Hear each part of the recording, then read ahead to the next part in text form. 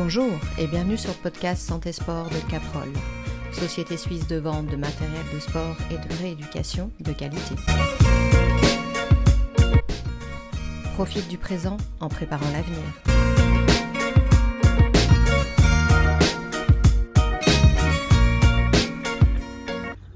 Bonjour et bienvenue sur le podcast de Caprol. Aujourd'hui, on va parler de la douleur avec Daniel. Bonjour Daniel. Bonjour Juliette. Est-ce que tu peux te présenter déjà ? Oui, alors mon nom c'est Daniel Simao, je travaille en Suisse depuis 2013. On a cofondé avec des collègues le réseau de cabinets Start Physio. Et avant ça, j'ai un petit parcours où j'ai donné quelques cours sur thérapie manuelle et j'ai été invité pour parler sur différentes thématiques. Et une de ces thématiques, c'était la douleur dans des séminaires, journées scientifiques au Portugal. D'où l'occasion de parler de la douleur. Exactement. Voilà pourquoi j'ai fait appel à toi. Déjà, est-ce que toi, tu aurais une définition de la douleur ? Comment tu la définirais ?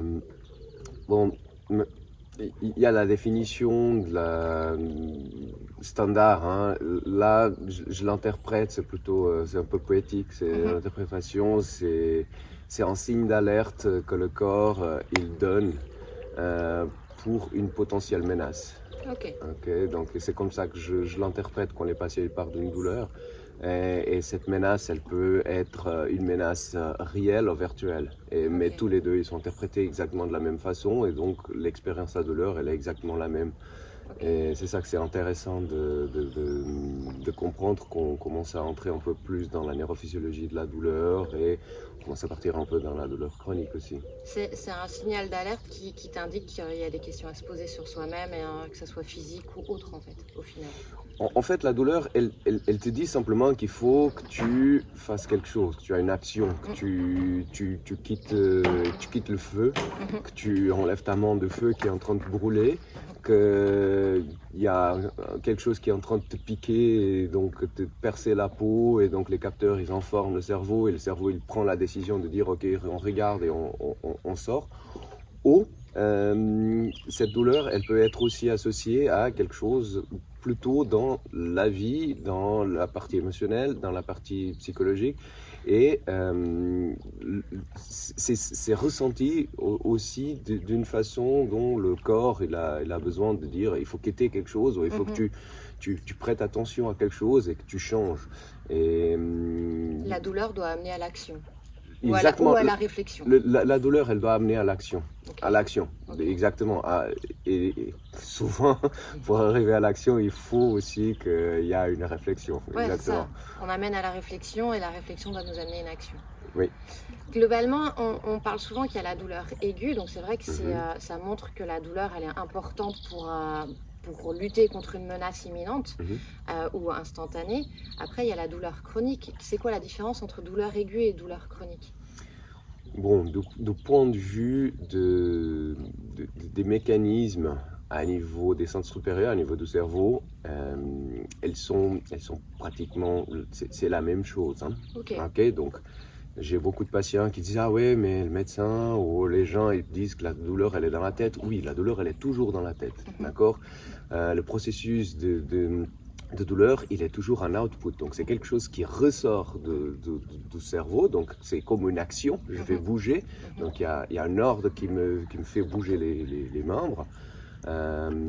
La douleur, c'est exactement la même chose. Donc, ce n'est pas quelque chose qui rentre, mais quelque chose qui ressort. C'est un message neurologique qui ressort. C'est un message qui ressort et qui dit attention. D'accord ? Alors, niveau aigu, on arrive, si on teste le local de la blessure, on arrive à identifier des médiateurs inflammatoires, donc des petits composants des cellules qui vont stimuler l'inflammation. L'inflammation, elle est positive parce qu'elle va créer la régénération tissulaire, ça va créer la cicatrisation, etc. Et ça va amener à finir l'agression. D'accord ? Mais ça prend 72 heures. Après, il y a des autres mécanismes qui perpétuent un petit peu la douleur. Et ça, souvent, c'est associé à des facteurs de perception et peur et des autres questions on peut plus lier à est-ce que cette agression, elle a aussi une base, un contexte cognitif qui permettent de prolonger cette douleur. Ça veut dire quoi? Ça veut dire, j'ai entendu mon voisin dire que avec un entorse de la cheville, sa jambe était amputée.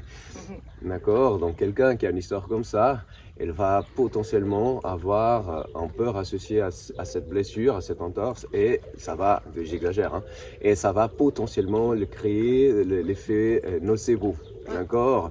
J'ai entendu. Ce qu'on voit beaucoup chez les patients. Voilà, donc j'ai entendu quelqu'un dire oh, ma famille est morte d'une douleur, d'un problème cardiaque et dont elle se plaignait, ou il se plaignait de douleurs dans la poitrine.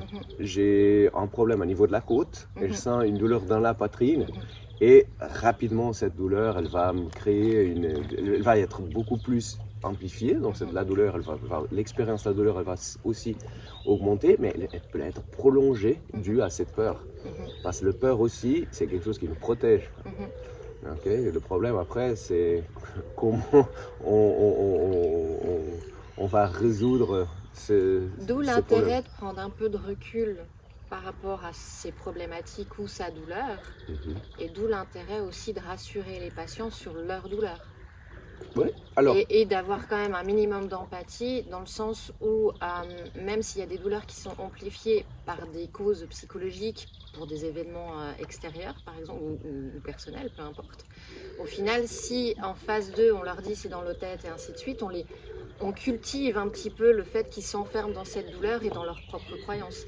Donc, en fait, on a aussi un rôle de les sortir de certaines croyances qui sont négatives sur le processus de résolution de la douleur. Ouais, c'est important ce que tu dis, parce que à partir du moment qu'on dit aux gens c'est dans ta tête, les gens ils ressentent la douleur.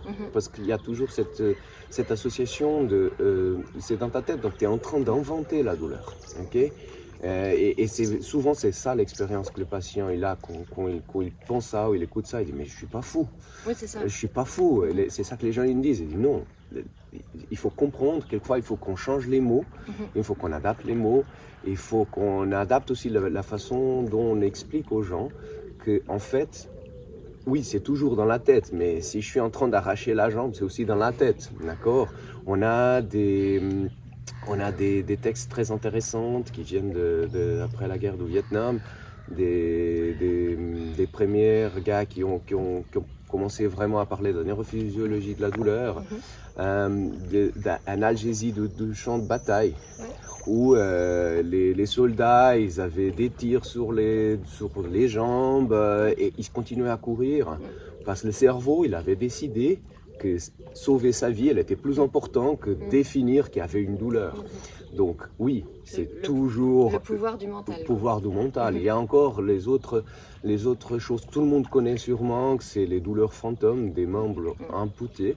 Et le membre il est plus là et la personne elle continue à sentir le pied qui fait mal. Donc oui, c'est toujours dans la tête, mais ça implique pas que les professionnels de santé ils doivent un peu se dire bon c'est plus à moi de faire. Alors que le patient il doit chercher et faire une centaine des examens et je trouve rien. Ça en fait ça va augmenter le niveau d'anxiété, ça va créer encore plus de problèmes et perpétuer plus de la douleur. Oui c'est ça, parce que parfois quand on va se retrouver avec certaines douleurs, on est toujours en train de chercher un diagnostic. Sauf quelquefois on le cherche dans le mauvais endroit. Oui, c'est ça le problème. Alors que personnellement, moi j'essaye aussi d'expliquer aux patients que les examens complémentaires c'est bien quand on sait exactement ce qu'on cherche. Et même si on sait ce qu'on cherche, quelque part, est-ce qu'on a vraiment besoin d'un examen? Parce que le traitement en lui-même, il ne va pas forcément changer. Par contre, le fait de poser un diagnostic, pour moi, parfois ça les rassure. C'est-à-dire qu'ils ont besoin de savoir pourquoi ils ont mal et ils ont une explication. Donc ça permet de leur sortir de ce contexte de pourquoi. En contrepartie, parfois, il faut juste ne pas leur poser de diagnostic parce que ça les angoisse plus qu'autre chose. C'est une belle question et Ouais, C'est un débat. je suis aussi divisé entre les deux. Je pense que plus il n'y a pas de diagnostic, plus la personne elle va se sentir. Soit c'est quelqu'un avec un niveau et assez, il y a les facteurs qui vont faire la personne avoir plus de souffrance et dont le niveau d'éducation aussi. Hein. Ça c'est quelque chose, c'est un des facteurs qui va définir. Malheureusement c'est comme ça. Hein. Il y a le niveau d'éducation, mais après il y a le vécu personnel. Parce que dans nos pays. Quand je parle éducation, c'est le niveau de développement au niveau éducationnel, intellectuel de la personne. Et ça, c'est un facteur qui va contribuer dans le bon sens ou dans le mauvais sens. Donc, soit la personne, elle comprend très bien tout ce qui se passe, et a un peu cette compréhension de la neurophysiologie, mais ça peut aussi être notre rôle. Hein. Donc, quand je parle d'éducation, c'est notre rôle d'éduquer la personne. Elle peut aussi aider la personne à aller dans le bon sens. Mais du point de vue de ne pas avoir un diagnostic, c'est quelqu'un qui est complètement loin du médical et il y a très peu d'idées de comment ça se passe. Il va toujours se poser la question, mais personne ne sait ce que j'ai. Sûrement c'est le pire. Les gens ne vont jamais dire ah, non, ça sûrement c'est rien. Ils vont toujours dire les personnes trouvent ce que j'ai. Je vais avoir quelque chose vraiment très très très méchant. Je vais avoir et c'est toujours catastrophique. Mais le problème c'est qu'on trouve souvent aux examens des choses que les patients interprètent comme catastrophiques. J'ai une hernie discale, j'ai machin, j'ai truc. Et c'est ça qui est compliqué parce que je comprends que certaines personnes ont besoin d'un diagnostic parce qu'ils ont besoin d'une réponse et ça c'est clair. Mais c'est vrai que quand justement ils sont très très loin du médical, ils dramatisent tout sur une hernie discale, c'est la fin du monde. Mais pas du tout, on a quasi, ça se trouve, toi et moi on a des hernies discales. Et c'est ça aussi le problème. Je pense que nous on a un rôle d'accompagnant, de fait de rassurer, d'expliquer que la douleur elle est réelle. Et aussi parfois de leur expliquer qu'on n'est pas toujours obligé de faire, parce que ça finit par un tourisme médical, et de leur dire mais en fait le principal c'est qu'on bouge, c'est qu'on essaye d'atténuer la douleur, c'est qu'on trouve des choses pour votre organisme. Donc, après je pense que c'est propre à chaque thérapeute mais à chaque patient, il faut s'adapter quoi. Alors il y a plein de choses qui sont en train de se passer au niveau de la recherche scientifique en ce moment. Et c'est intéressant de comprendre que peut-être je me trompe, mais l'idée que j'ai, c'est qu'entre la recherche et la pratique, il y a 17 ans de différence. Donc, ceux qui sont en train de rechercher maintenant, où il y a 5 ans, et on a encore une dizaine, vingtaine d'années avant que ça arrive dans la pratique de tous les professionnels de santé. C'est ça que j'explique aux patients, qu'ils disent « mais pourquoi jamais personne m'a dit ça ?» Et je dis « mais c'est normal. Ça prend du temps, parce qu'il faut être toujours sous le sujet, et il y a plein de sujets sur lesquels on est, donc il n'y a pas tout le monde qui peut être dans ce sujet. Donc je pense que dans une vingtaine d'années, tout le monde aura déjà des nouvelles découvertes, mais va intégrer un peu ça. Et les recherches qu'on a fait, les universités, ils ont fait, et des articles qui ont été publiés sur le sujet, c'est qu'en fait, ils ont exposé aux IRM, pas seulement des gens, des patients, mais aussi des gens considérés sains. Et pour chaque tranche d'âge, ils ont découvert qu'il y avait une quantité de hernies, de fractures à partir de 80 ans. Il y avait même des fractures consolidées, il y avait des arthroses gigantesques. À niveau de la recherche sur le genou, ils ont découvert que l'arthrose du genou, elle n'est pas associée avec la douleur. Donc il y a des gens avec des grosses arthroses, mais avec une bonne mobilité, bonne force, bon équilibre, et ils ne souffrent pas forcément de douleur. Donc plus en plus, on commence à comprendre qu'en fait, l'image, c'est pas comme la voiture, qu'il y a une pièce qui est un peu rouillée, il faut la changer parce que sinon elle marche pas. Souvent, c'est vraiment est-ce que la structure, elle a ce qu'il faut pour gérer les défis de faire face à la gravité, faire face à l'impact sur le sol, et qui a aussi un système nerveux capable de gérer tout ça. Parce que sinon, ce qui va arriver, c'est exactement ça, c'est on va continuer à entrer dans les recherches des examens. On va soit trouver quelque chose et créer plus nocebo, alors que voilà, les études elles démontrent qu'il n'y a pas vraiment une connotation. Attention, il y a des cas où oui, il faut une chirurgie immédiate, hein, Oui, mais, oui, oui. mais ça c'est 1-2%. Donc là, c'est bien d'avoir tout. Donc après, ce que je disais, c'est qu'au final, c'est au médecin de déterminer si on doit faire des examens complémentaires. Tout à Souvent, fait, la tout à fait. population, ou même nous en tant que Mhm. physiothérapeute, on va toujours dire tiens, il faut faire une radio, une IRM ou autre chose. Mais Mm, c'est pas à nous de déterminer si on non, doit faire un non, non. examen complémentaire, puisque d'une certaine façon, ça va majoritairement, dans la plupart des cas, pas changer notre traitement. Non, absolument pas, Mm. absolument pas. En contrepartie, il est vrai qu'on a souvent la curiosité d'avoir des images. Mm. Donc ça, c'est... mais au final, les images, c'est parce qu'on aime bien voir, on a été éduqué comme ça, et c'est pas toujours représentatif. Donc c'est vrai que c'est au médecin de déterminer si lui, d'un point de vue purement médical, il a besoin d'avoir des images pour rechercher autre chose ou pour déterminer une chirurgie éventuelle. Je pense l'idée ce qui est proposé, c'est les examens complémentaires. Ils seront là pour potentiellement voir les drapeaux rouges, les red Oui. flags, Mhm. être sûr qu'il n'y a pas une maladie qui va mettre en cause la structure ou la personne. Et on peut voir, je peux interpréter que si on regarde, on peut comprendre quel était le chemin Ouais. que la recherche de stabilité de cette personne a pris, et donc le potentiel dégât Mhm. créé, mais ce dégât il n'est pas correspondant à la douleur, il est plutôt correspondant à une conséquence de ce qui crée la douleur, souvent. Et de toute façon, il y a toujours cette notion d'adaptation. Donc au final, on fait une sorte de bilan de savoir quels sont les déficits qui nous permettent pas de nous tenir debout. Mhm. Et puis après, on essaye de s'adapter. Le corps est toujours éternellement adaptable. Alors évidemment, quand on est jeune, c'est plus facile, mais l'objectif, c'est de s'adapter. Maintenant, quand on a une douleur chronique, je pense que l'objectif, c'est d'atténuer, mais de récupérer de la mobilité pour aussi amener de l'adaptation. Tout à fait. Parce que si on fait que du passif et qu'on fait que de l'antalgique, Ouais. au final, il n'y aura jamais d'adaptation à la mobilité Tout à fait, et il n'y tout aura à fait. jamais de renforcement. En ce moment, en fait, tout ce qui est thérapie passive, elle est presque pas conseillée. D'accord? Donc tous les guidelines sur des différentes pathologies, il y a très peu d'interventions passives qui est recommandée.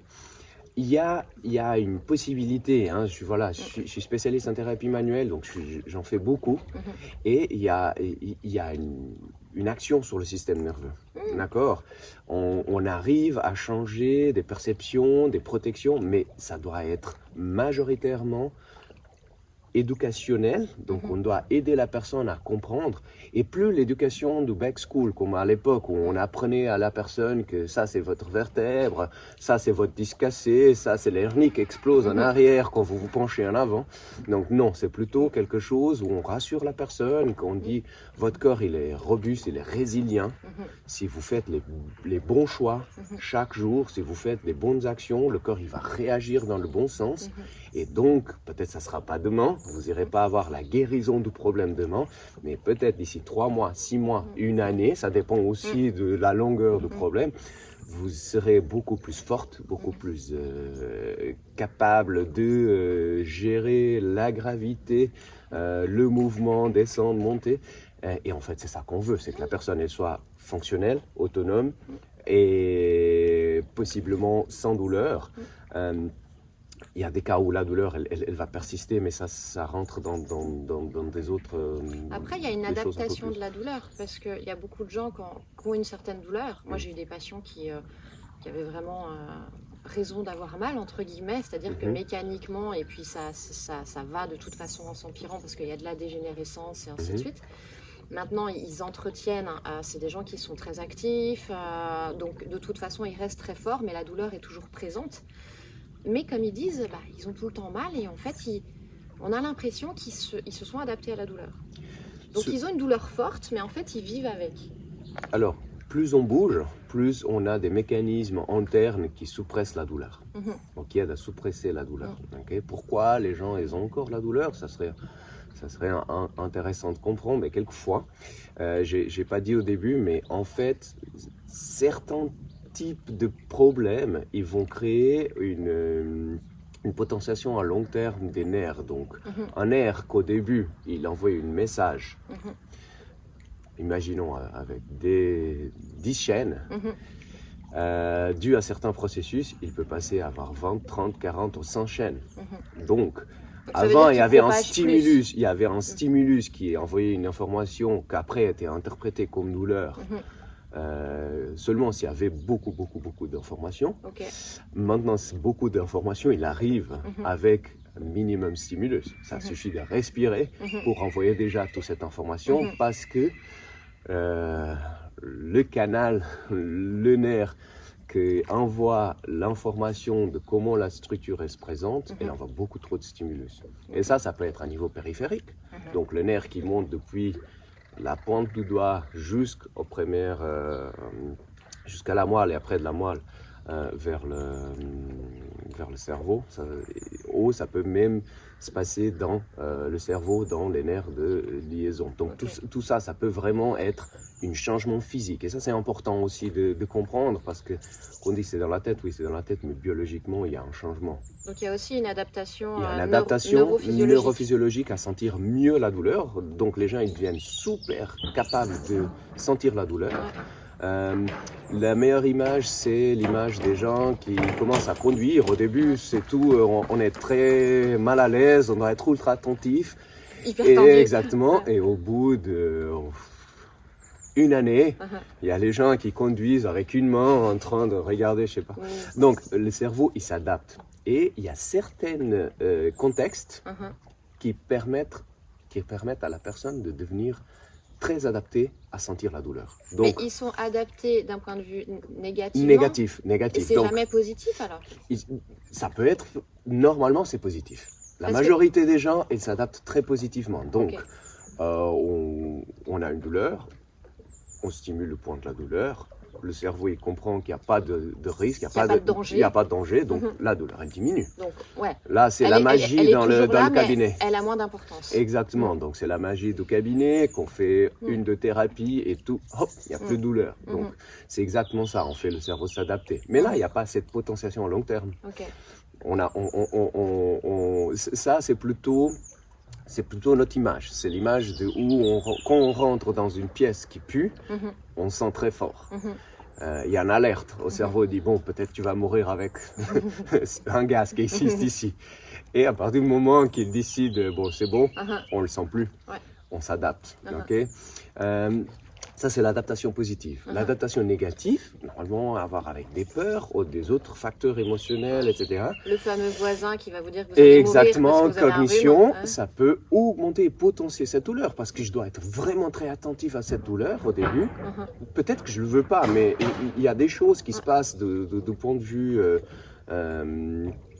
non rationnel que en fait force ça. C'est notre inconscient qui est en train de rouler, d'accord. Donc souvent on peut rien, sauf changer la perception, sauf changer la cognition. Mais si on change pas ça, il y a le pilote automatique et on va développer.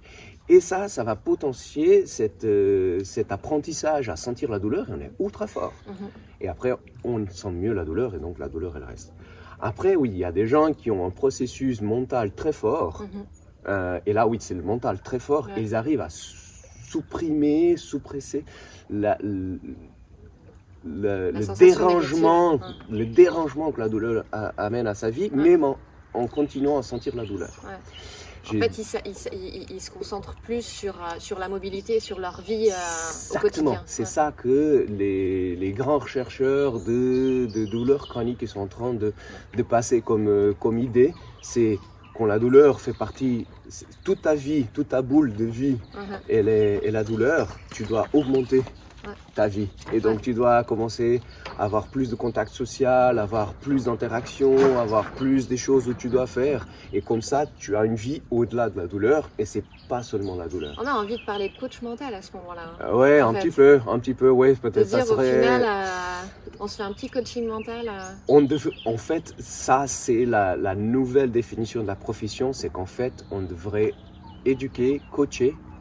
Le problème, c'est que c'est très joli. On est censé savoir des choses, mais que l'éducation de base, elle ne donne pas encore. Peut-être pour les nouveaux arrivés, mais peut-être pas encore. Et oui, mais ça devrait être de notre part, ça devrait être de tous les professionnels de santé. La communication devrait être Je pense que quelque chose de très évolue. important. Je pense que ça va évoluer, si c'est pas encore. Parce que même chez les médecins parlent beaucoup plus, les physios expliquent beaucoup plus, enfin, je pense que les choses vont dans le bon sens. Mais la capacité d'aider les gens à changer de comportement, parce que souvent c'est ça, on doit être capable de... on ne doit pas forcer la personne, on doit être capable de...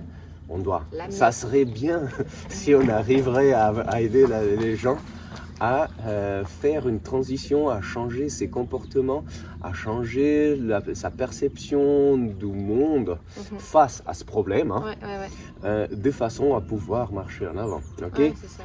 Il y a quelque chose de très intéressant que j'utilise, c'est les gens qui disent mais j'ai fait un truc, je n'aurais pas dû, une intervention, j'ai fait une bêtise, je suis tombé, je me suis cassé, je dis bon ça c'est dans le passé, on peut rien changer. Donc qu'est-ce qu'on peut faire maintenant? Et ça, je reviens un petit peu à ce que tu disais tout à l'heure sur on veut un diagnostic. Oui, c'est bien pour apaiser la tête, mais de plus en plus, on ne cherche plus la cause des douleurs. Par exemple, la douleur lombaire non définie, on ne cherche plus la cause, pas parce qu'elle n'existe pas, mais parce que probablement on n'arrive pas à l'identifier. Et en plus, probablement on va s'en sortir quand même sans avoir besoin de savoir. Donc c'est toujours aider la personne à avoir une vision dans le futur, qu'est-ce que je peux faire aujourd'hui et qu'est-ce que je dois faire chaque jour pour changer ma souffrance dans le futur au lieu de qu'est-ce que ça m'est arrivé dans le passé. En même temps, comme tu dis, par rapport à tout ce dont on a parlé, au final tout est multifactoriel. On réalise qu'il y a le mental, on réalise qu'il y a la force, qu'il y a énormément de choses. Donc au final, le diagnostic, vu que tout est multifactoriel, un diagnostic, c'est censé être précis. Les diagnostics, ils sont aussi en train de changer. Ça c'est très intéressant aussi. Avant, on parlait, on avait plein de diagnostics de l'épaule. Maintenant, c'est douleur antérieure de l'épaule. Oui, mais... Tendinopathie sous-épineux, blablabla, tout ça. La recommandation maintenant, peut-être ça change, ça va changer sûrement. Mais maintenant, c'est douleur antérieure de l'épaule. Point. Peu importe, c'est que tu as le diagnostic posé, c'est ça. Les codes qui existent maintenant sont des codes pour douleur antérieure de l'épaule. C'est douleur antérieure du genou, c'est plus syndrome patellofémoral, etc. Et donc, ça commence à évoluer dans le sens de... On est sur un diagnostic plus global. On revient au grec, on ne sait rien en fait. On ne sait rien, on sait plus ou moins comment vous aider. En fait, on arrive avec la prescription rééducation de genou. Oui, mais encore. Oui, mais en fait, non, je ne dis pas que c'est bien. Je dis pas que c'est pas bien, mais ça dépend. Parce que moi, j'ai eu des prescriptions, là c'est un petit message pour les médecins. J'ai eu des prescriptions, rééducation de genou. Le monsieur sortait de l'hôpital, il n'avait pas d'attelle, il venait de se faire opérer, il était en train de m'expliquer qu'il avait eu une greffe. Alors moi je suis pour rééducation de genou ou pathologie du genou, mais avec un compte rendu post-opératoire. Attends, je suis d'accord, mais là quand je parle de cette évolution de diagnostic, c'est diagnostic musculo-squelettique, pas orthopédique. Là, je fais une grande définition orthopédique.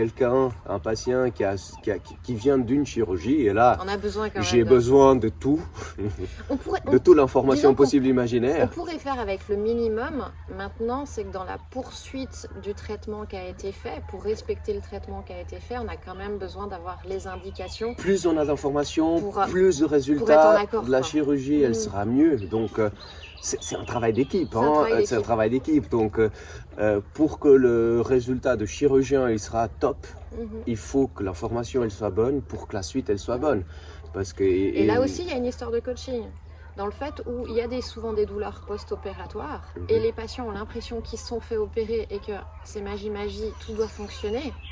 Et ensuite, moi, je me suis retrouvée avec la chirurgie n'a pas fonctionné. Non, la chirurgie, elle a fonctionné. Le problème, c'est qu'après, il y a du travail à faire. Il y a des autres sources de douleur, probablement, qui n'étaient pas changées par la chirurgie parce qu'elles n'étaient pas censées. La chirurgie a stabilisé et réglé certaines choses. Maintenant, il faut réadapter le corps et poursuivre. Le chirurgien n'a fait que la moitié du travail.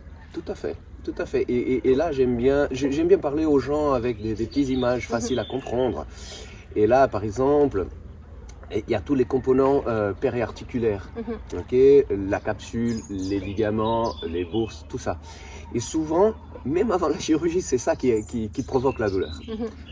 Donc quand il y a le changement, souvent la douleur qui vient de ces structures, elle peut continuer. Il y a la douleur de la cicatrice, il y a plein de douleurs. Et donc ce que j'explique, c'est, bon, maintenant, toutes les fibres qui sont là, elles ne sont pas encore adaptées à votre nouvelle façon d'être. Il faut recalibrer le cerveau. Il y a une installation d'une nouvelle pièce dans votre ordi, c'est une nouvelle pièce d'hardware, mais vous commencez pas à l'utiliser. D'abord, vous allez, avant à l'époque, les gens qui se rappellent, il fallait mettre le CD, il fallait installer le software pour ça roule bien. Ça, ouais. Maintenant, c'est download direct d'Internet. On aimerait aussi sortir de la chirurgie avec un programme déjà installé, mais peut-être, mais dans le futur, mais pas encore. Donc, il faut l'exposition graduelle au mouvement, il faut l'activation musculaire, il faut tout ça d'une façon correcte, de façon à que la douleur, elle commence à être extinguée. Donc que ce signe d'avis, d'alerte qui était là, il y a un problème, il commence à être compris par le cerveau, à dire ok, là, je comprends. C'est pas si grave, c'est pas si grave, et à chaque jour qui passe, l'information qui arrive, c'est pas si grave, elle va transformer quelque chose qui était une douleur en une sensation de position, une sensation de contraction, la sensation normale qui devrait venir de cette structure. Donc ça, c'est très important aussi d'avoir la capacité de coacher, de motiver, de dire c'est comme ça maintenant, mais c'est toujours la bonne décision de chaque jour de la personne, donc c'est beaucoup de responsabilité.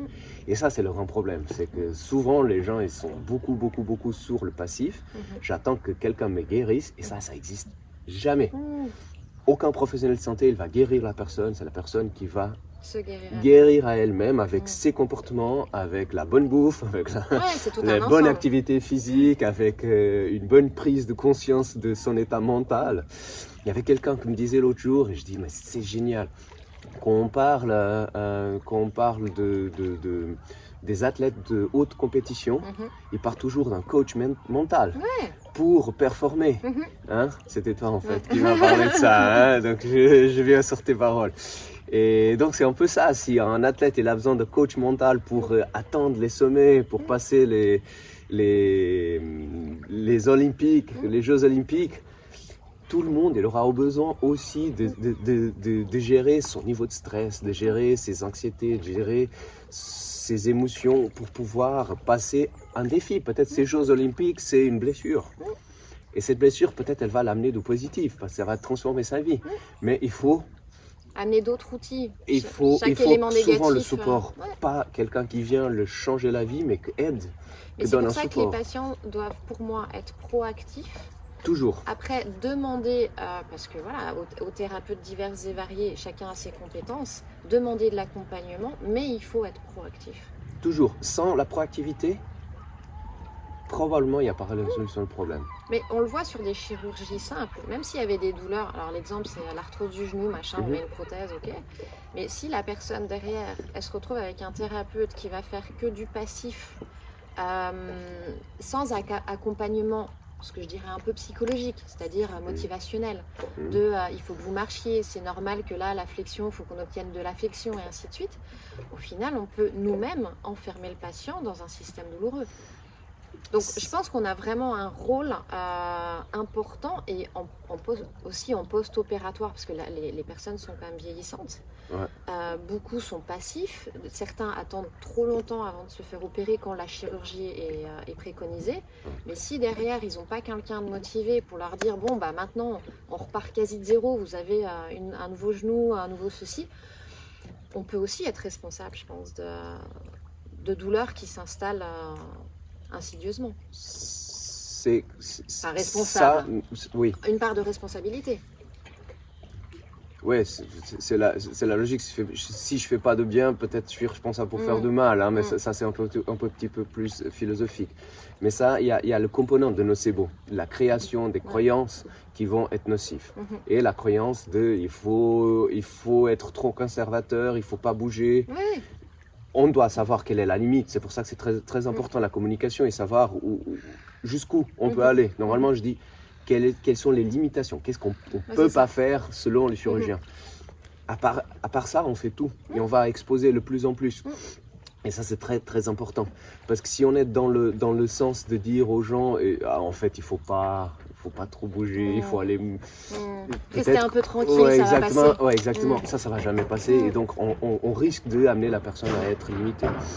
Mais là, c'est bien parce que tu m'amènes à faire un petit coucou aux gens qui n'ont pas encore compris l'évolution de la physio et qui n'ont pas compris que la télémédecine en physio, elle est aussi efficace. Et il y a plein de pays qui sont en train de démontrer ça. Et qu'ici, c'est ridicule, le point de vue, ah non, le physio, il est un gestionnaire de programme de réadaptation. Il gère, je peux dire à la personne, qu'est-ce que vous avez fait? Je change votre programme et elle le fait et ça fonctionne. Et c'est ça le plus important. Ça, c'est plus important que la personne venir et que quelqu'un la masse pendant 30 minutes. C'est plus important les 5 minutes où le physio, il dit, OK, quel est ton programme de renforcement? C'est ça. OK, c'est en train d'aller dans le bon sens. Il faut faire ça, ça, ça et ça. Et ces 5 minutes où la connaissance du physio, elle passe, le rassuré de physio, il passe, il est plus important que souvent être là en train de masser. Et ça, c'est une évolution de la perception de la profession qu'il faut que se fasse. Après, je suis d'accord avec toi, mais c'est vrai, et c'est pour ça que nous, les physios, avec les entraîneurs sportifs, avec les coachs, etc., on a quand même passablement de points communs. Tout à fait. Avec des connaissances différentes, certes, mais quand même des regards qui se regroupent. En contrepartie, moi, alors je ne suis pas contre la télémédecine en physio, il n'y a pas de souci par rapport à ça. Mais je considère si tu pars avec des patients qui ont déjà un certain bagage de connaissances. Le gainage, l'exemple du transverse ou à certaines positions quand on va faire tel exercice. Moi, je suis très dans le toucher. Ah non, tout à fait. Mais je parle de gestion de cas. Donc, mais si tu les as pas vus avant, c'est compliqué. Voilà, peut-être que tu arrives à aider. Au pire des cas, j'ai déjà fait des consultations avec des amis, des familles à distance. Après, comme on disait tout à l'heure, le fait de rassurer. Qu'est-ce que tu as, qu'est-ce qui s'est passé, qu'est-ce que tu dois faire, montre-moi une image, montre-moi un film. Et oui, alors moi, du point de vue clinique, avec mes patients, je préfère être présent et voir. Mais c'est pas impossible d'avoir un suivi, en certains cas, un suivi. Si les patients sont aussi terriblement proactifs et concentrés. Donc là, ça veut dire que le patient en face, il doit être vraiment à l'écoute et comprendre qu'est-ce qu'on est en train de lui demander. Parce qu'il n'y a personne pour lui toucher et dire non, mais ton genou, là, tu vois bien que tu n'es pas en train de contracter ta cuisse. Et c'est là aussi où on se rend compte des limitations par rapport aux connaissances physiques. Sur des sportifs, je considère qu'il y a zéro problème. Mais par contre, sur le commun des mortels, serrer un quadriceps, c'est quoi le quadriceps? Très difficile. Faire un squat, c'est pas si correctement. C'est là que c'est important de comprendre. Une chose, c'est dire ça n'existe pas. Une autre chose, c'est dire c'est possible de le faire. Et de trier les cas où on trouve que cette personne, elle peut, cette personne, elle peut pas. Okay. Et j'ai des collègues pendant le Covid dans des autres pays, en fait, ils faisaient avec ces sportifs des consultations post-op par caméra. Et c'était des pays où les choses elles étaient beaucoup plus fermées, ils ne pouvaient pas continuer, c'était très important de continuer la récupération. Il y a eu un énorme succès. Je pense que probablement il y a eu aussi de la recherche sur les résultats de ces types d'interventions et ça va arriver, mais voilà. Pour moi, aura cette information. Au final, si on a la volonté, tout est faisable. C'est un peu ça. Ça, c'est la question. Mais quelquefois, c'est à nous de comprendre quelle est la personne en face de nous et comment elle va réagir. Et peut-être c'est une personne que ça ne marche pas. Il faut qu'elle soit là avec nous et qu'il faut qu'on touche dans tous les petits détails, corrige ici, corrige là. Et ça voilà, mais ça c'est l'ampleur. En présentiel, c'est quand même plus simple, je trouve. Tout à fait, tout à fait. Après, à distance, il y a moyen, comme tu dis, selon les cas, quoi. C'est selon les cas. Mais ça pour dire qu'en fait, notre rôle comme physio, l'évolution de la profession, c'est moins la personne qui est là et qui traite les gens par le toucher. Ça sera aussi avec le toucher, mais beaucoup plus à travers de la connaissance, l'éducation et une aide à gérer, à comprendre ce que la personne doit faire. Après, l'éducation thérapeutique, on en parle depuis des années. Ouais, mais elle a changé. C'est qui était derrière. Le contexte au départ, moi je le trouvais un peu, voilà. Oui, mais c'est toujours la même chose, c'est l'éducation thérapeutique. Ouais. Aujourd'hui, par exemple, il y a des programmes que j'ai faits, des formations, et que moi, ça me dit pas grand-chose de l'éducation de la neurophysiologie. Ça a évolué maintenant. Maintenant, c'est plutôt des trucs simples. Mais à l'époque, c'était je te montre les neurones, je te montre les chimies. Oui. Les gens, c'est pas ça qui les intéresse. C'était pas des outils qui étaient adaptés aux patients. Non. La personne, elle doit comprendre qu'il y a quelqu'un qui a la connaissance, c'est le professionnel de santé, donc elle n'a pas besoin d'elle-même faire un cours universitaire, mais quelqu'un qui l'explique pourquoi elle a la douleur, ou pourquoi potentiellement elle a la douleur, et quel est le chemin à suivre, et que ça soit rassuré. J'ai juste pour fermer, si tu permets, j'ai 2 cas très intéressants de 2 jeunes filles avec spondylite ankylosante. Spondylite ankylosante, c'est une maladie rhumatologique, génétique, et à 23, 24 ans, les gens ont des douleurs matin au soir, inflammation. Et là, il y a aussi une vision dans la résonance de l'IRM, on voit le changement du corps. Et avant, on était sur, bon voilà, c'est comme ça les pauvres. Et l'approche était beaucoup sur, bon, ça on ne peut pas changer, il y a quelques médicaments apparemment que maintenant peut transformer, ça détruit un peu ton système immunitaire, mais je suis plus à jour sur comment ça fonctionne.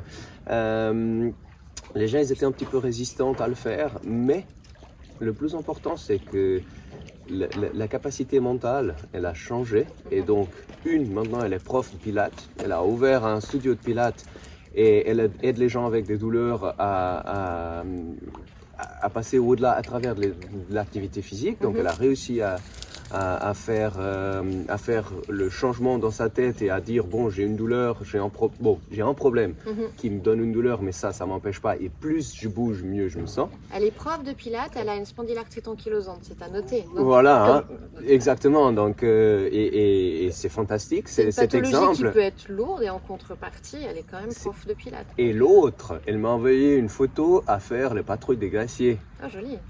Donc je dis, oui,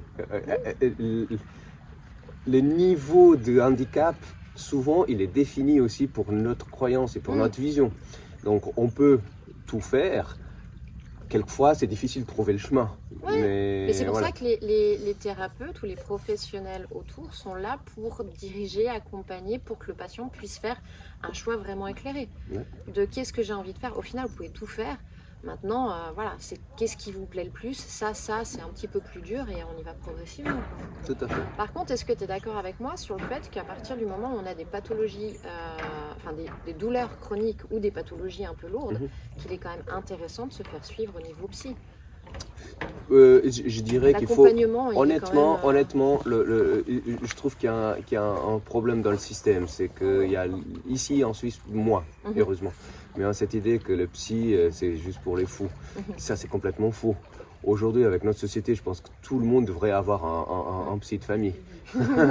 Tout le monde devrait avoir quelqu'un qui l'aide à gérer toutes les choses qui nous arrivent. Exactement. Donc, je sais pas pourquoi c'est pas encore dans le système de santé, pourquoi c'est pas encore dans l'assurance maladie. Mais ça c'est quelque chose qui c'est absolument nécessaire. Quelqu'un qui donne un soutien psychologique pour aider à comprendre ce qui se passe avec nous et pour nous aider à passer au-delà. Et à accepter aussi. Accepter. Il y a des gens qui ont une capacité déjà innée, ou ont appris et hop, c'est fait, et ils s'en foutent complètement de tout. Et il y a des autres qui ont la peine parce qu'ils ont jamais appris, parce que leur système d'éducation qu'ils ont eu, ça les amène exactement dans le sens contraire. Et ils n'ont pas les ressources, donc ouais, c'est absolument nécessaire et il faut démystifier et il faut vraiment, à mon avis, compter beaucoup avec parce que probablement ça coûterait beaucoup moins cher. Oui, c'est ça. Ça coûterait beaucoup moins cher en examen et en des thérapies qui Je pense finalement... que sur des douleurs chroniques, le psy il est super intéressant et toujours la même chose. Si on travaille aussi en équipe et si on est tous dans la même dynamique, c'est-à-dire de redonner du mouvement ou de la fonctionnalité à la personne et pas aussi se canaliser que sur faut enlever la douleur. Tout à fait. La douleur, elle fait aussi partie de la vie quelque part. Et là, je voyais par exemple sur le sportif, la douleur, c'est quelque chose qui n'est pas anormal. Ah non, ils ont toujours mal. Hein. Donc le fait d'aller courir et le lendemain d'avoir un peu mal, c'est pas anormal. Par contre, c'est à nous d'analyser la douleur, elle représente quoi. Exactement. Est-ce que c'est juste des courbatures? Est-ce que c'est juste j'ai travaillé? C'est comme un peu la fatigue. Je suis fatiguée, je suis pas fatiguée. Est-ce qu'elle est importante? Est-ce que c'est un système d'alerte ou est-ce que c'est simplement mon corps qui s'exprime quoi? Bah, tout à fait. Est-ce qu'il y a d'autres choses que tu voulais rajouter par rapport à la douleur? Parce qu'on a parlé un peu de tout. On a parlé un peu de tout, c'est bien, mais non, je pense que c'est tout. On est à peu près au clair. Je pense que c'est tout, ouais. Il y a un site sur Internet qui est Pain in Motion. Et ce sont des Belges qui font la recherche, donc c'est chez eux que j'ai un peu consommé d'informations. Il y a aussi le No Eye Groups, je pense qu'ils sont basés en Hollande. Ils ont aussi beaucoup de recherches. Si quelqu'un veut... Ils ont beaucoup aussi de choses pour les patients, pas seulement pour les cliniciens, mais aussi pour les patients. Donc si quelqu'un a l'intérêt de chercher un petit peu plus, ces deux sites sont hautement recommandés. On mettra tous les liens par écrit. Merci beaucoup Daniel. Merci à toi. Et puis à bientôt. Bientôt. Ciao. Ciao. Ciao. Bye.